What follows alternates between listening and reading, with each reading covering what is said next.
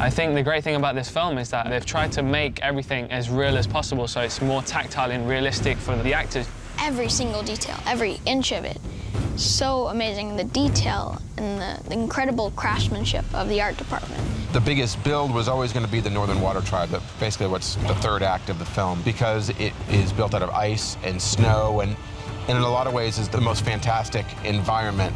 You can't build the whole movie. I mean, it'd just be ridiculous. We had to pick and choose where we wanted to have the actors be real, where we wanted to actually feel them in the spaces. So, you know, we designed in the computer the entire city, the entire Northern Water Tribe city, which was this vast place. Not just the part that we're building, but I designed how the entire city sets in the landscape, and I was able to spend a fair amount of time working on that and laying that out, really laid it out like a city. And then we said, let's build a section of the city for real.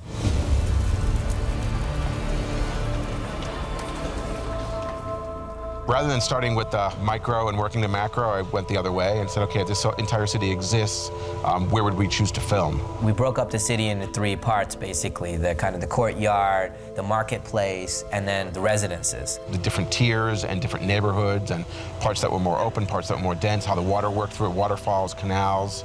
And let's find the biggest place in Philadelphia that has where we can build the biggest thing and just literally build it right to the corners of that building. We had to find roughly 280,000 square feet of stage space and looked at every warehouse within a 60-mile radius. We had a seaplane hangar at the Navy Yard, which we gutted the building, put it back to its original state, and we had a clear span of 300 by 300 where we put the Northern Water Tribe set, which filled the whole building.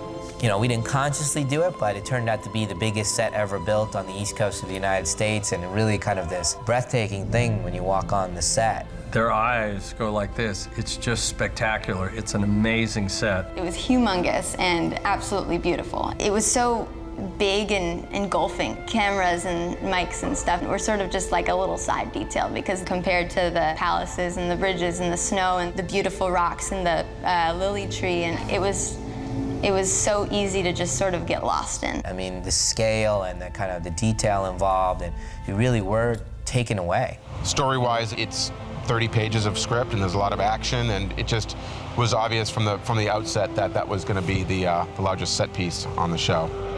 And if Francis, on action, just walk towards him, you're going to walk a little bit towards him too. And you're going to meet up kind of here. To master water, you must release your emotions, wherever they may lead you. Water teaches us acceptance. Let your emotions flow like water. The Southern tribe was really ravaged from the war. They were never as kind of built up as the North anyway in the first place, and then almost primitive culture where like not big buildings, just these little igloo huts and stuff like that. Katara being the last waterbender and not having a teacher, needing to go to the North where it was much more modern society, you know, big structures, big buildings that were created by waterbenders. In the Northern Water Tribe, it's like going to school. They practice waterbending and then they do their own thing. Water is what? The flowing element, the element of change. Every day was amazing. Pretty good. Yeah, pretty good.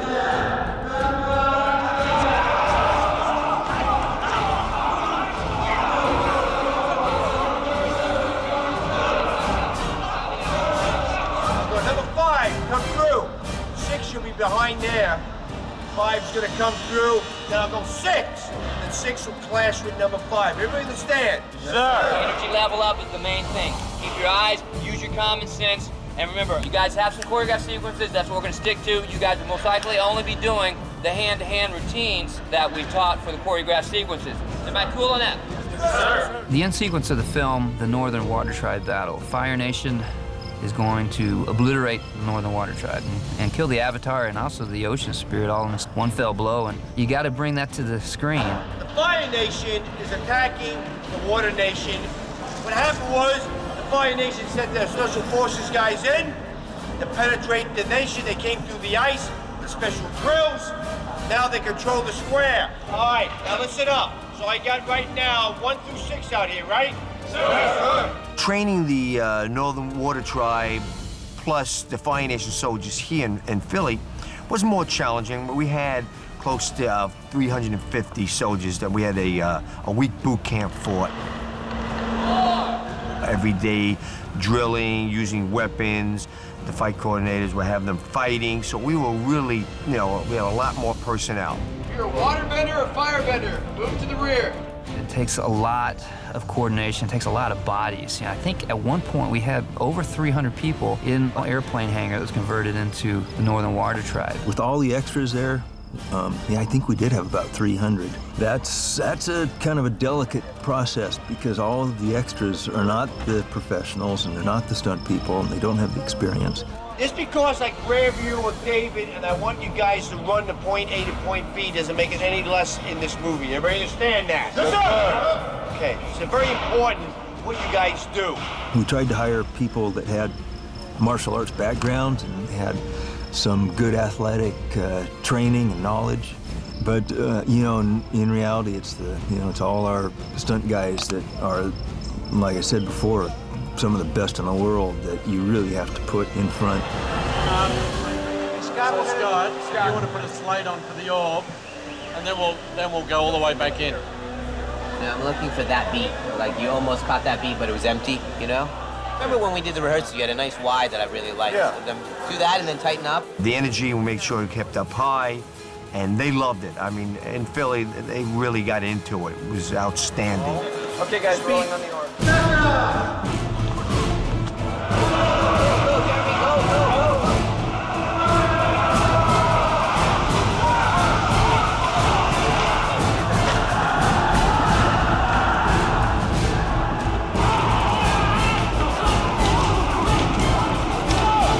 Where Aang goes into the battle was always wanting to be this epic moment, that was an iconic moment where he's finally released and he goes into the battle, and up to that moment will be the most spectacular thing you've seen in the movie. We had the shot where Aang does this one long move, and he starts out by doing a what do you call it, limbo underneath the guy's sword. And I said, let's come up with 6 ideas that he can do, 6 different creative ideas that he can do to somebody as he's moving. And he's really, the fluidity of his creative process is what should dazzle us here as he moves through. It's not just that he's bending water, it's just he's doing such unique things each and every time. Okay, stunts are hot. We moved Aang on wires, and it was a series of gymnastic maneuvers with twists in it. Basically, we got 2 winches here, one behind the set, one down here in the river, and the computer tells those winches how to spin, how to reel up the line, how to spit up the line, and try and make it happen. All right, we're ready to go. 3, 2, 1, go. And then based on Aang's airbending, we moved other people in the shot with ratchets. And then when we added the stunt people into it, Background action.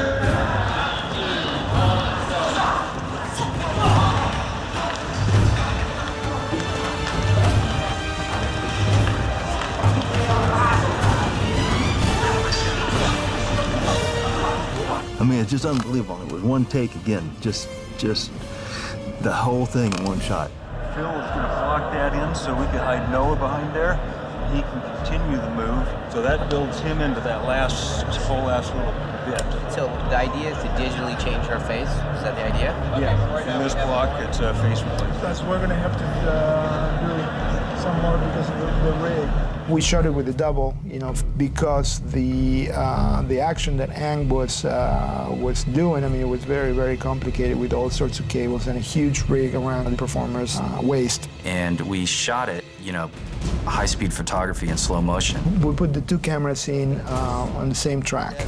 And as we were moving and following the action, the cameras basically collected the same information. So we could only use 1 take. And then we had to animate all these different bending events that he was doing, like the stuff shooting out of the ground and the icicles shooting down. It was a super complicated shot. It was very complicated. And they did such a beautiful job of adding the ballet to it. It just got better and better and better and better until you have what you see in the movie. Okay, here we go. And let's roll, please.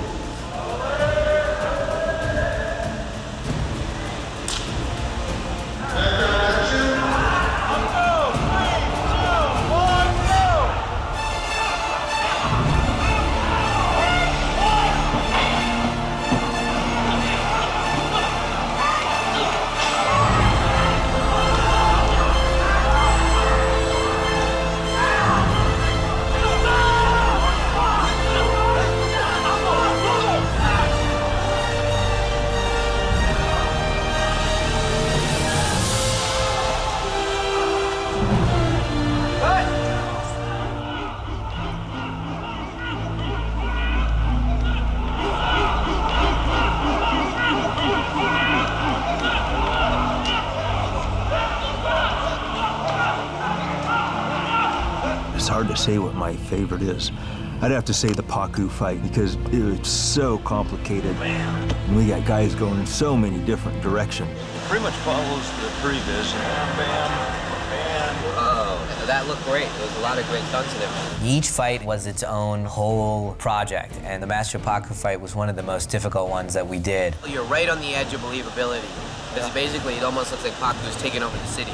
And my favorite movie is Enter the Dragon. In the scene where he's surrounded and he's using his weapons, it was like he could see behind him. He would just listen, and then someone would walk behind him and he'd go, wham, and knock somebody out behind him. And that feeling from Pacu that he was anticipating a guy jumping off a building and freeze them in the air. And he was, to this point in the movie, the greatest waterbender that we'd ever seen. Soon to be eclipsed by our lead character. But our jaw should drop.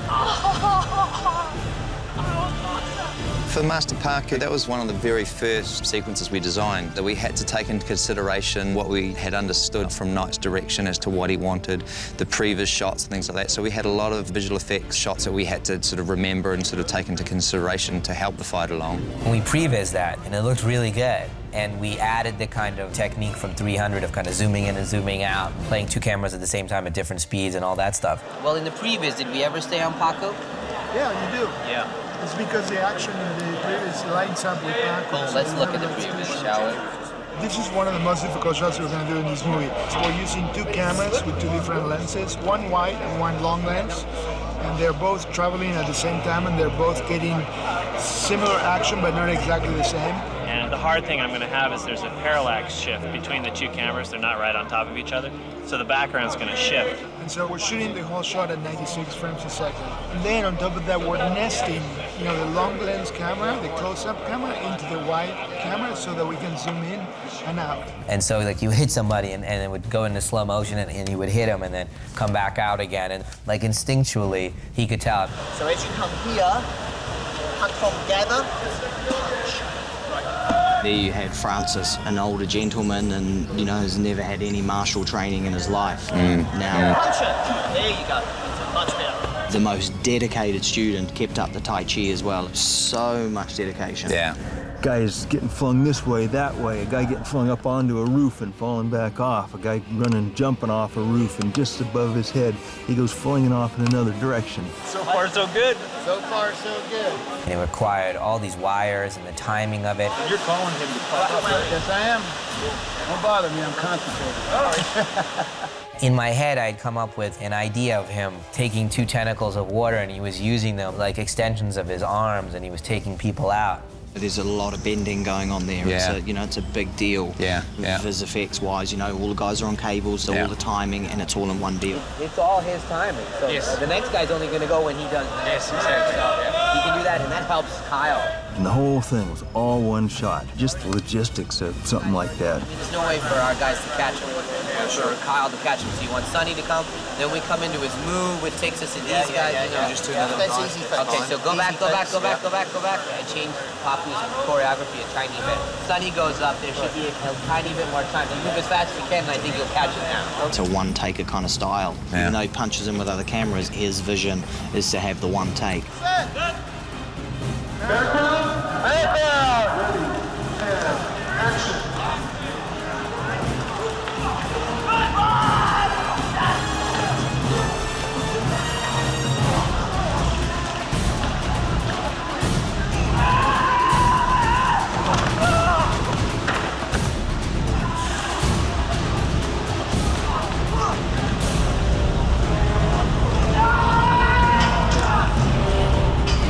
Chris Brewster and Holland Diaz, Phil Silvera, those guys are tougher than nails. One button controls Phil right there that's going straight forward. Holland's the guy in the Pacu fight that bounced off the roof and fell back to the ground. The other button controls the gentleman jumping off the pagoda across the way. I'm gonna jump off a roof and try landing on Pacu's head and see what happens. What's he going on about? But just trying to jump on someone's head.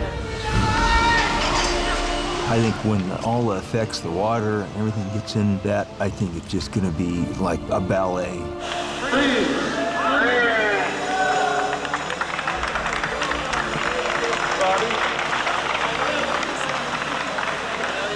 Last two takes that we printed.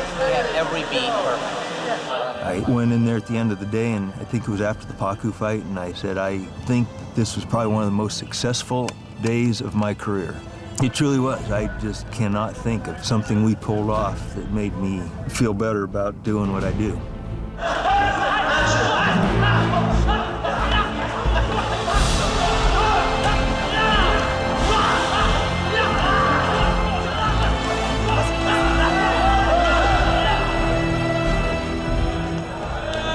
So yeah, I mean, if we wanted to use this, you could just kind of, I mean, for virtually no money, you could probably. Yeah. ILM could just do that.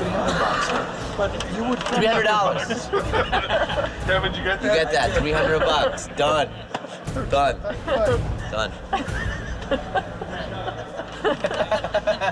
I think the difficult thing of making a movie on this scale and this complexity is you have that vision, and then you have to break it down and then spend the next year and a half building it back up again.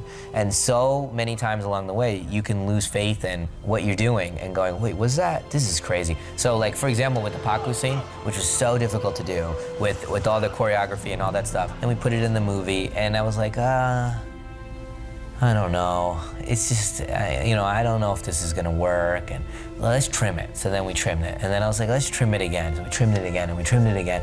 And I was like, you know what? We don't even want to be here. No one wants to be here. This is just not working. So we take it out. Then ILM sends like the first little things, and I was like, that's pretty great. So I was like, let's put that in. So we put that little section in. You know, to be honest with you, when we start doing something, sometimes we really don't know how it's going to end up. And that's part of being at the forefront of, you know, of edgy, you know, stuff that nobody has seen before. I mean, if nobody has seen before, we haven't either. So, but that is part of, you know, what we do. We figure things out. And so they showed me what they had, and I was like, this whole thing needs to go in. This whole thing. And I was back again, back to a year and a half ago, going, this is gonna be amazing, you know? And that little process of believing and coming up with an audacious vision and then slowly doubting yourself and breaking down yourself, it's classic. I mean, that's classic artist in getting lost in the system moment. It's in the movie in its full glory, and it's one of my favorite parts of the movie.